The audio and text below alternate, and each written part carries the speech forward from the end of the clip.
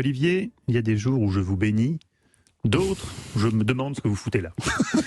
Qu'est-ce que c'est que cette histoire de pâte de coin? C'est dégueulasse la pâte de coin, mais non? Vous rigolez, vous n'avez jamais été enfant. Bah si, j'étais enfant, mais je mangeais du chocolat. Et on vous offrait pas des petites pâtes de coin? Grand Dieu, heureusement non. Mais c'est délicieux, c'est un côté en même temps sucré, un peu acidulé. C'est des pâtes de fruits. C'est des pâtes de fruits, mais qu'on fait beaucoup au coin, surtout en cette période qui est maintenant. Déjà que le coin en lui-même n'est pas très intéressant. La période où on ramasse le coin. À part en gelée, en pâte, je vois pas à quoi sert le coin. C'est comme la rhubarbe, quoi. C'est bon les tartes à la rhubarbe. Non, là il y a débat. On ne peut pas croquer dans la rhubarbe de la même façon. On peut pas croquer. Non, parce qu'il faut enlever l'amertume avec. Peut-être qu'on peut laisser Olivier. Je veux bien intervenir, mais dérouler la pâte de coin. Puisque vous parlez du coin, commençons à parler du coin. Alors c'est vrai qu'il y a quelque chose qui est assez intéressant avec le coin et son arbre, le cognacier. On l'assimile souvent à la poire. C'est un cousin un peu lointain de la poire, mais ce n'est pas une poire. C'est comme une poire terreuse. Et la particularité du coin, c'est qu'on ne peut pas le manger cru. Il faut le cuire, et il faut le cuire très longtemps. C'est un peu incommodant, et puis surtout c'est très dur, et ça n'a pas énormément de saveur, ça n'a pas un intérêt à être mangé cru. Donc il faut le cuire très longtemps. Le cognacier, il est probablement originaire peut-être du Caucase, ou en tout cas ça vient de l'Est, comme vous le disiez tout à l'heure. On a longtemps appelé le coin la poire de Sidonie. Et il est connu depuis l'Antiquité, où déjà on en faisait des préparations à base de miel, on le cuisait très longtemps.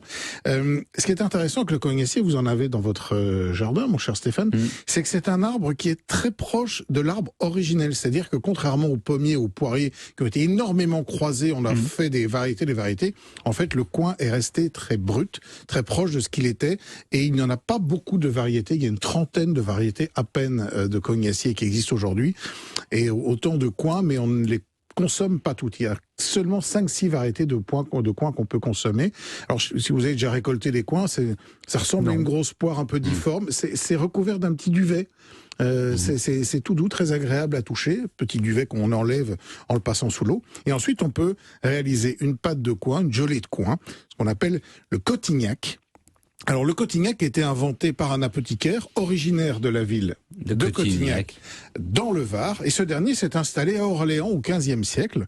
Il a apporté avec lui cette petite friandise. Et cette petite friandise, il y a un homme, un roi français qui en était particulièrement amateur, c'est François Ier, qui était grand amateur de cotignac. Alors, le cotignac, si vous voulez en faire, qu'est-ce que c'est ?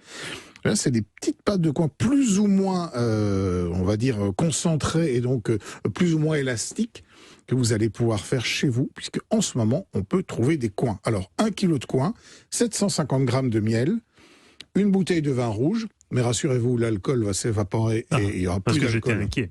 Dans vos pâtes de coin, un jus de citron et un peu d'épices, gingembre moulu ou de la cannelle. Alors le coin, il faut l'éplucher, il faut le couper en morceaux. On va enlever les pépins et on va enlever le petit trognon. Et pépins et trognon, on va mettre ça dans une gaze qu'on va mettre à immerger au moment où on va cuire, parce que dans ce pépin et dans ces trognons sont contenus de la pectine, et la pectine, c'est ce qui va donner le gélifiant, et c'est ce qui va permettre à cette pâte justement d'avoir sa texture si particulière. Donc on va le laisser cuire pendant au moins 1 heure dans le vin rouge, dans le miel, dans les épices. On écume très régulièrement, on filtre à la fin, et on va le couler alors soit dans des pots, ou alors sur une petite plaque, avec un rebord, de manière à avoir au moins 1 centimètre d'épaisseur.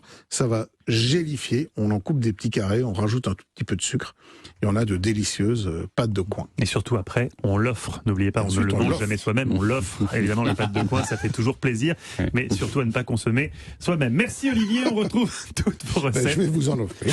C'était un truc, moi, toute mon enfance au Portugal, on mangeait ça avec le fromage. Oui, et brusquement, très bien avec le fromage. Il nous faut une musique pour le Portugal, parce qu'à chaque fois, David nous entraîne au Portugal. Avec le fromage en Angleterre aussi, il y en a. Ouais, bien sûr. Mais en France, j'ai l'impression que ça fait 5 ans et que maintenant ils en foutent partout, alors que quand j'étais petit, il n'y avait pas de pâte de coin chez les fromagers. Voilà, une petite remarque personnelle. Alors, cela dit, ça c'est vrai que c'est une bonne remarque, parce que la pâte de coin en soi m'excite pas. En revanche, associé à un fromage avec un chèvre je le disais bien fort et tout ça, le contraste doit être intéressant, effectivement. Merci beaucoup Olivier, on retrouve toutes vos recettes sur le site europe1.fr.